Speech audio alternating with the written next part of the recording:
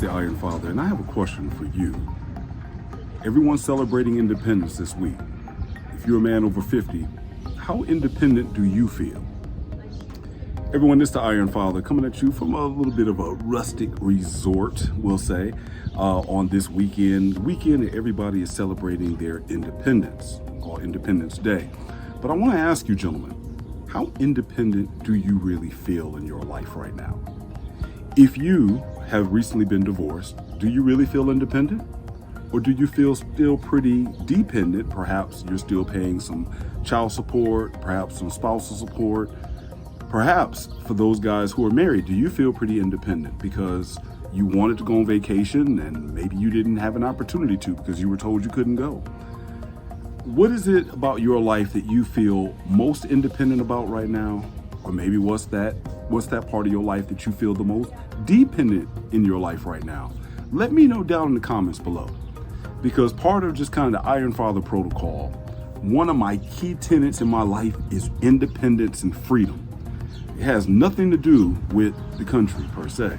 What it has to do with is the opportunity that I have in my life to call my own shots and live any way that I want to live, regardless of whatever my parents think about it, my kids think about it, or any woman thinks about it. And that's the enjoyable part about being at this point in my life. So particularly for you guys that may be recently divorced, do you really value your freedom? What's probably the one big thing now that you're divorced that you value the most? Is it your freedom? For me, that is probably the most thing that I value and I appreciate the most. It's my freedom. My freedom that I have to call the shots on my own life. I don't have to ask permission.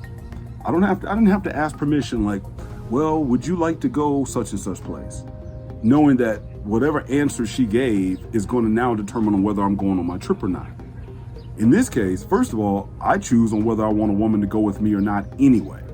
And if a woman deserves to get that kind of time, then so be it. Then there off she goes. But here's the key thing. I am free enough. I make the decision whether I'm going or not. She doesn't make that decision. And there's so many other elements of the freedom that I now enjoy, certainly outside and post-divorce, that really money can't buy. So yeah, while you're struggling coming up off that coin and you're looking at, wow, one thing I don't feel free on is financially. I understand that too. Maybe you're saying that. But sometimes the cost of that freedom is the freedom to live your life any way that you want to live it.